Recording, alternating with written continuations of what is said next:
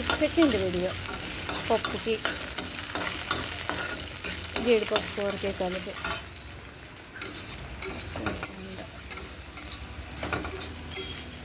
ఇది జీడిపప్పు కూరకి దీంట్లో వేస్తాను పసుపు,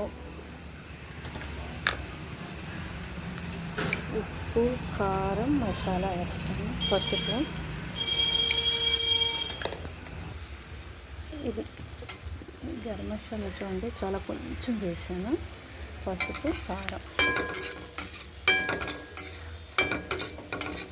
మంచి వేగిన తర్వాత ఇందులో సాల్ట్ వేస్తాను. ఈ జీడిపప్పు కూరలో సాల్ట్ వేసాను.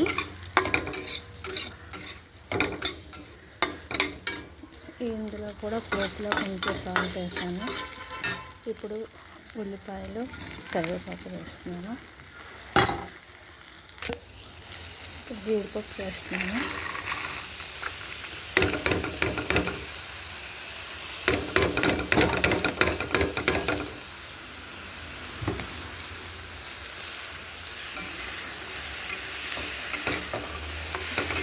జీడిపప్పు వేసి అలా వేయించడం. ఇది పప్పుకి, బచ్చల కూర పప్పుకి వేడుతుంది.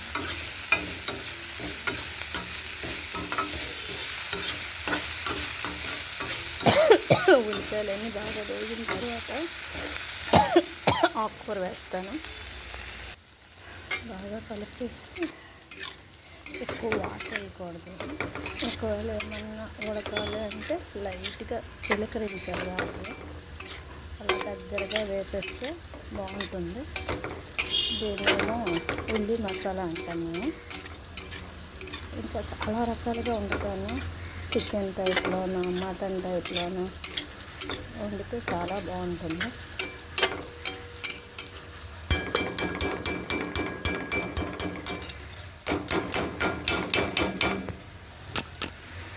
మూత పెడుతున్నాను.